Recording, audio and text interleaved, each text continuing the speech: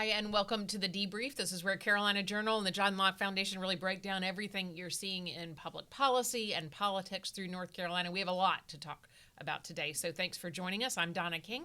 I'm editor-in-chief of Carolina Journal, and of course, joining us this time, we have CEO of the John Locke Foundation, Donald Bryson. We're going to be talking about the primary election for 2026, and we will always need to hear from Mitch Kokai, senior political analyst, also from the John Locke Foundation. Okay, we have a few developments here on this Thursday afternoon happening related to the primary. First, in Congressional District 4?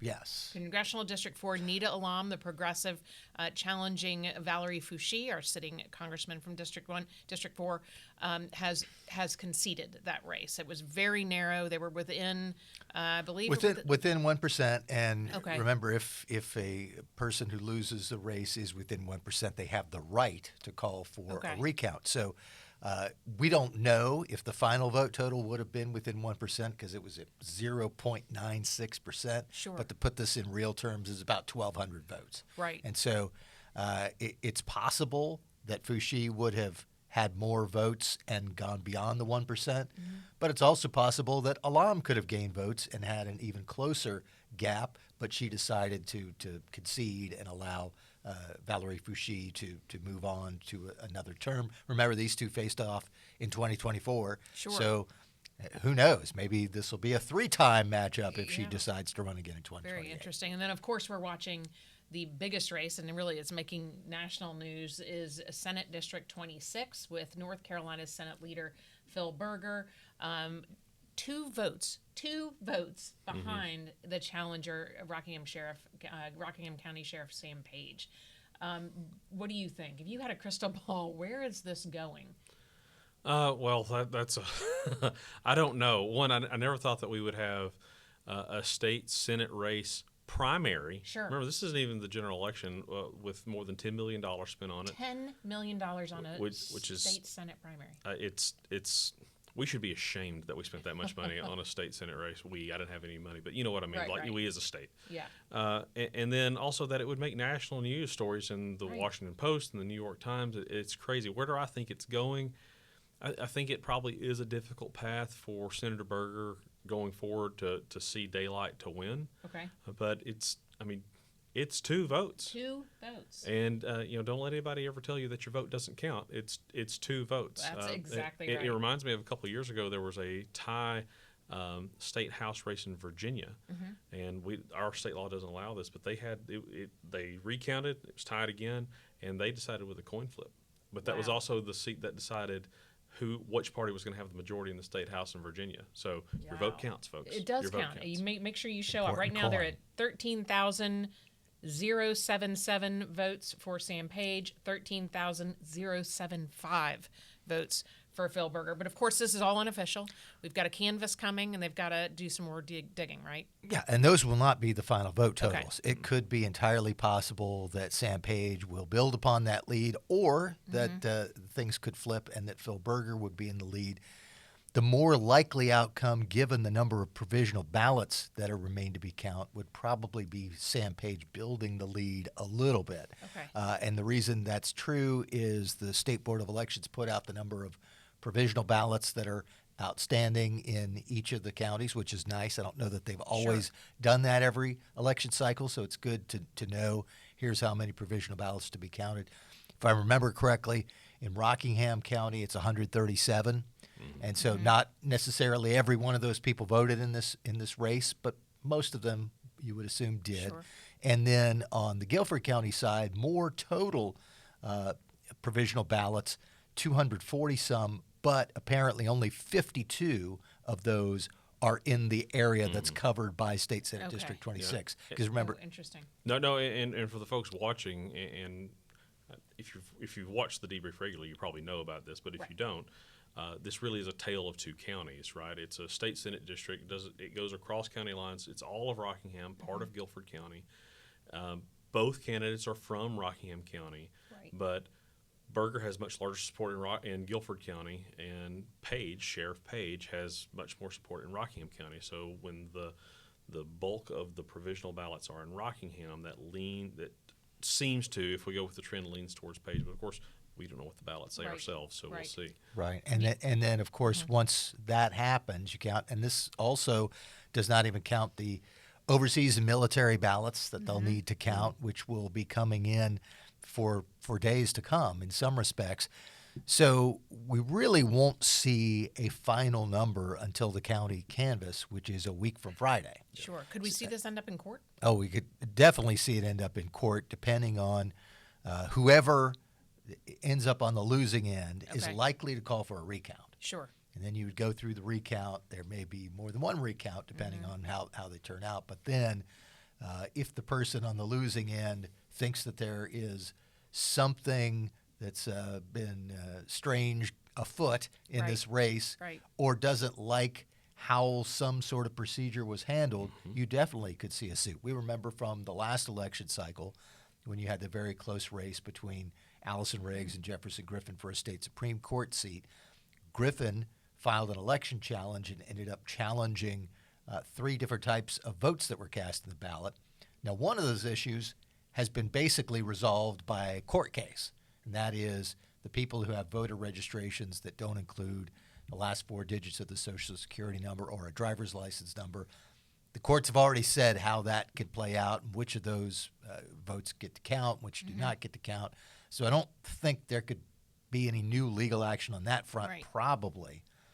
But a couple of the things that Griffin brought up that are still kind of hanging out there are, can people vote in these elections who have never lived in North Carolina, the so-called never residents, and also could people file a military or overseas ballot without showing evidence of photo ID?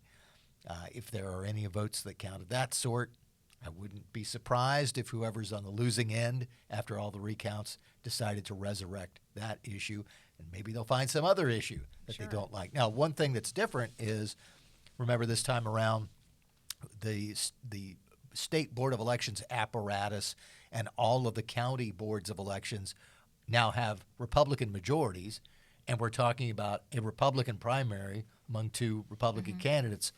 So you're not going to see any accusations of partisan bias against this Right. candidate, because we're all talking about people from all the same party who are making these decisions. That said, we're still hearing the Berger campaign saying we're going to make sure every legal vote is counted.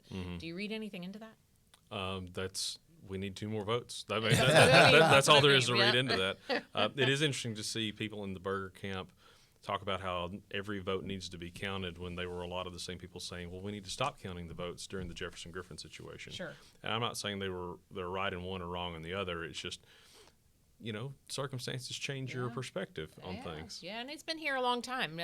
Phil Berger has led since 2011, right, in the Senate, but he's actually been there since 2001.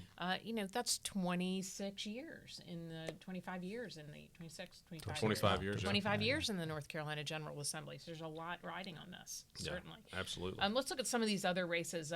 Did you want to mention the State Board of Elections issue, too, that we had crop up? For sure. Yeah, let's make sure we talk about that. I mean, that's a big one. So just this afternoon, around noonish on Thursday, the State Board of Elections State Auditor Dave Bullock released a statement saying that a member of the State Board of Elections, Bob Rucho, has resigned.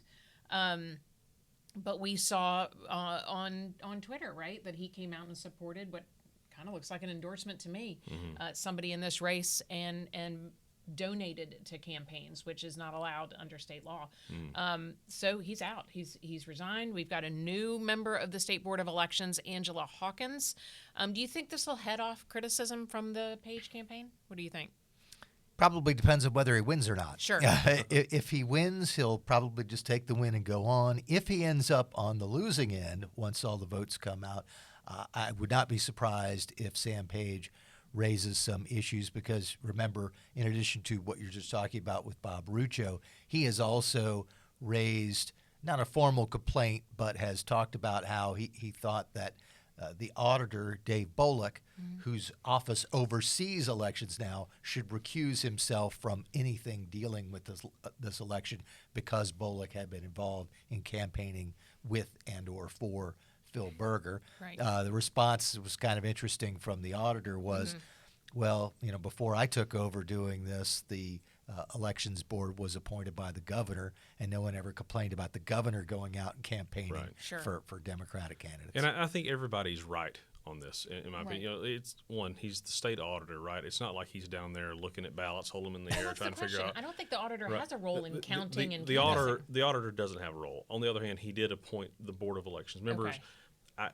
If I had been one of Bolic's advisors, I would have said, hey, maybe you shouldn't go to Rockingham County in a race that we all know is going to be close, because there's just the view of propriety. Again, go back to voter ID. The point of voter ID was never that we thought that there was widespread fraud of people doing fraudulent ballots. It's that when people vote in a self-elected society, they need to feel that the process is competent and that the process is fair. Right. And so when you show an ID, it lets everybody know that everybody who is voting is Sure. supposed to be voting. It makes everybody feel better about self-government. The same thing with the auditor showing up to Right. campaign for Phil Berger, and the same thing with Bob Rucho making Sure. comments on in favor of Phil Berger over Sam Page, or even donating to other local campaigns. Like it's about propriety and appropriateness. Just not a good look. And just as a final footnote on that, so not only does Bolick appoint the Elections Board members, he appoints all the state board members and the chairs of the local county boards of elections, but the whole state elections apparatus operates under his office. So there's even that closer tie. Right. It's not just that he makes the appointments. He also has people on his staff who oversee Sure. the elections operations. But I don't even see how you would recuse yourself if you're not. You can't really recuse yourself from something you're not. No, doing, no, right? and there's no good way to do that. Right. I mean, it would take 30 seconds of film to say, hey, if I'm Auditor Bolick, hey, I do not, cannot, will not have a part of this recount process. Thanks for asking, but there's no actual way for me to recuse. But just so you know, I'm not involved with it anyway. Right. And just say that out loud, and Sure. again, make people feel better about the process. Yeah, of course, and that's important. As we well, also the big race that we're going to be watching in November, of course, is Cooper Whatley. But it was kind of, anticlimactic, kind of anticlimactic this time around. Yes, although I do think there are a couple of interesting things you can get out of this. So, as expected, Roy Cooper is the Democratic nominee, Michael Whatley, the Republican nominee. Had that not been the case, that would have been the Sure. big story. Absolutely. But I think it's interesting to see that Roy Cooper running against 5 or 6 other people who no one outside of their families and circle of friends know who they are, Right. gets 92% of the vote. Not a shocker. For Michael Whatley, a little less than 2/3. He gets 64, 65%. Don Brown, who was the most vocal of the other candidates, gets about 16%. So a big win for Whatley. No danger that he was going to lose.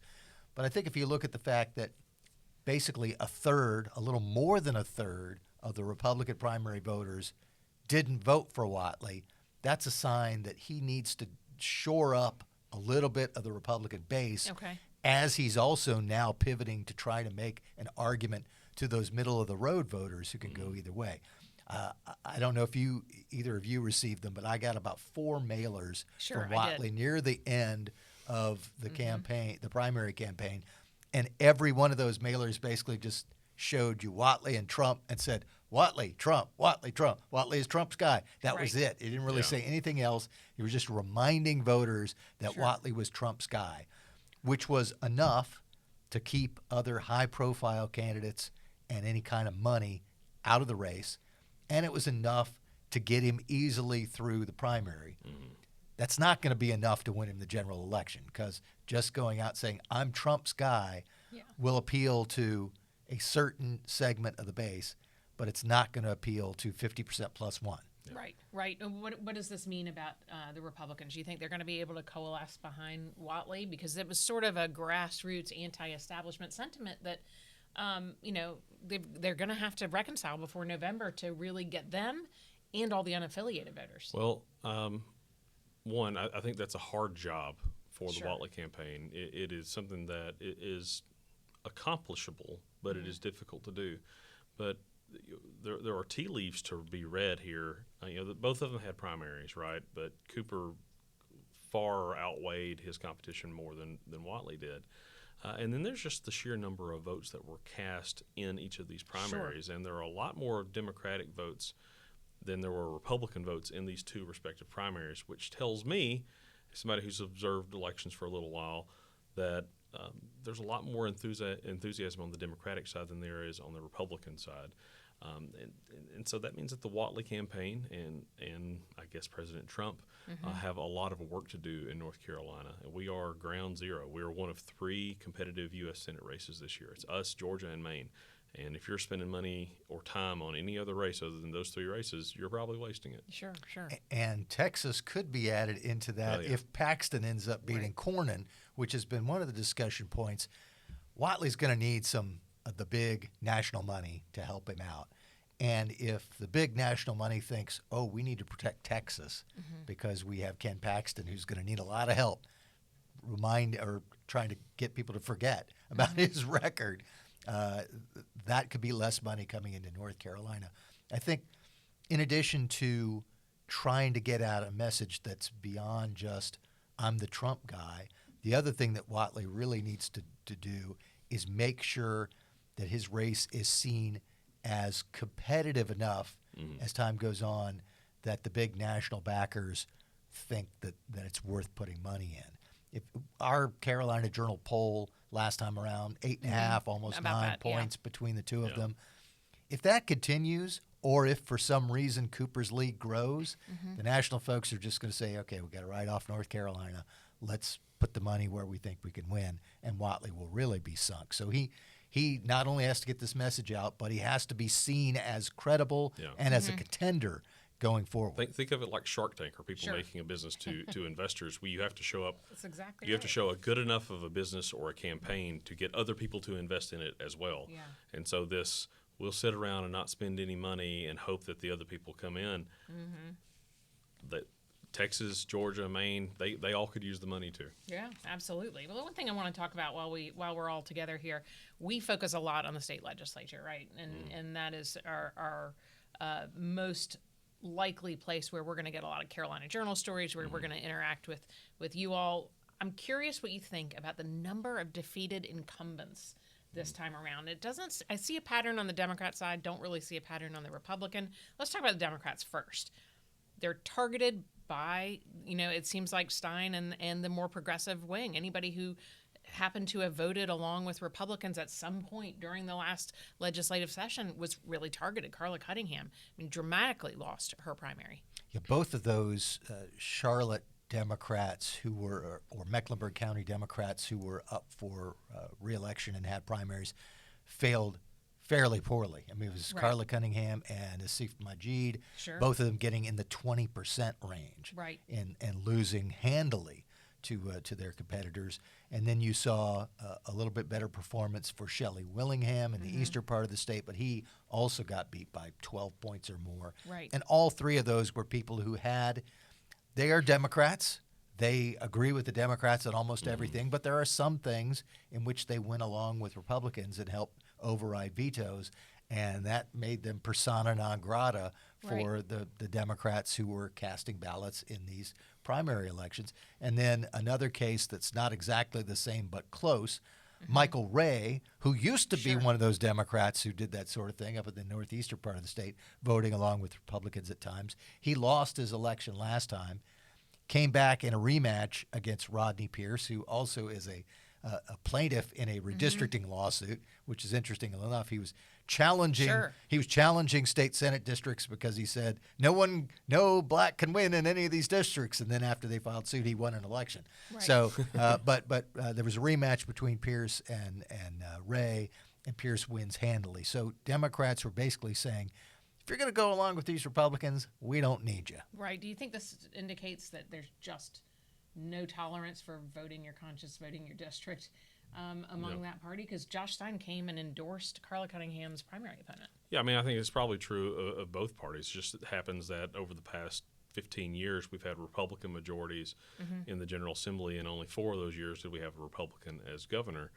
And so that was the least friction. But this is sort of a self-perpetuating situation, right? It's Republicans are going to pass legislation. They're going to send it to a Democratic governor who's going to veto it, and nothing happens. A group of Democrats become frustrated because they can't get anything done, and so they decide to vote with Republicans. They get primaried with the power of the governor behind them. Right. They lose. They get other Democrats in, and then they can't get anything done. And then a small group of Democrats gets frustrated. They can't get anything done, and they decide to vote with Republicans. It just keeps It's going just and this going ugly and going. cycle.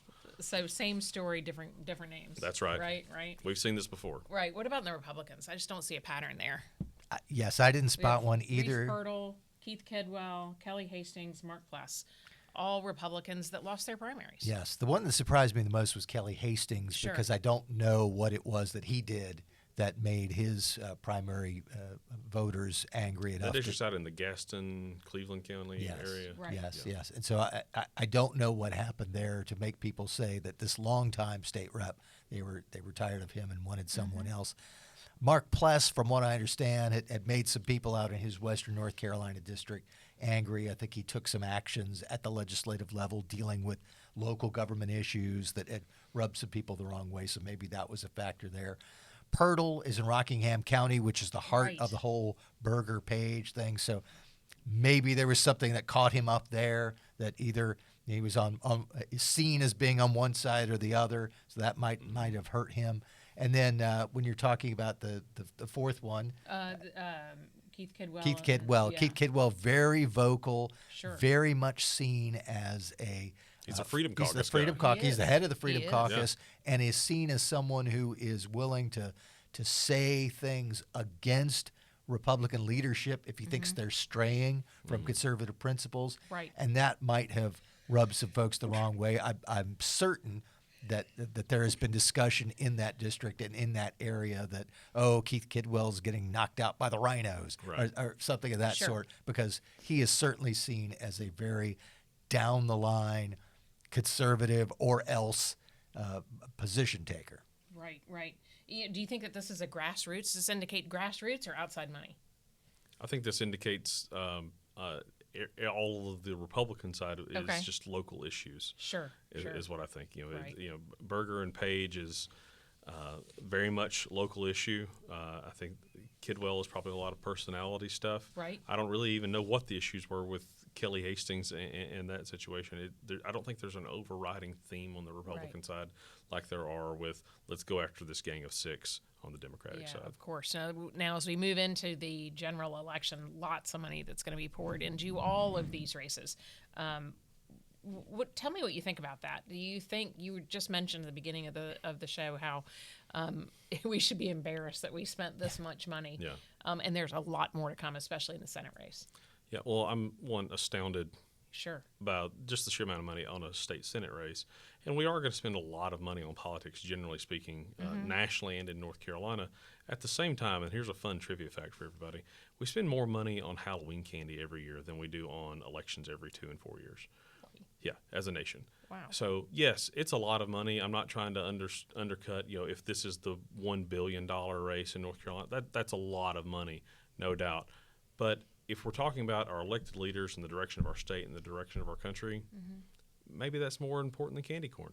Right. Or 19% turnout, that's up. But it's still 1 in 5 people are showing up to, because a lot of these races, the primary determines the general. Yeah, it does. That's true. I will tell you, I did vote in this primary, but I don't always vote in the primary. And one reason is I'm unaffiliated. Okay. And so sometimes if I look at a primary race and there's not something that really drives me to say, I need to vote on this, I will step back and say, let the parties pick who they want, because I'm not a member of their party and don't want to be. And once they pick their members, I'll vote on it in the general election. And I think there may be some of that from other people who are not the hardcore party folks who are going to definitely vote every time, is that they look at these elections and say, I really don't know. I'll wait till November when my vote really counts and I pick someone one way or the other. But you're absolutely right that in some of these races, the primary determines it. And that's true not only with local elections and some of these legislative races. It's also true for much of the congressional campaigns. I mean, we really haven't talked about it a whole lot, but there are 14 U.S. House races. and only 2 or 3 of them are going to be of very much interest, likely. Right. Well, let's talk about that. Let's talk about Congressional District 1. Lori Buckhout, she lost by less than 2% to Don Davis in the last round. So do you think she has a shot this time? She definitely does, and that's because it's a new district. It's not the district in which Don Davis beat her last time.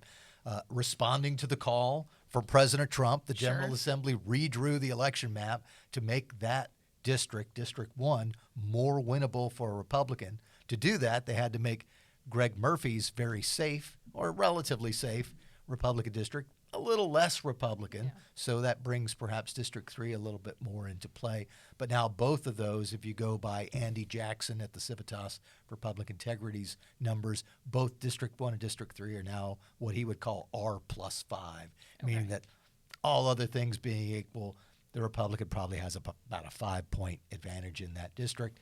So that definitely helps Lori Buckhout. Now, on the other side of the fence, you've got the fact that Don Davis is an incumbent.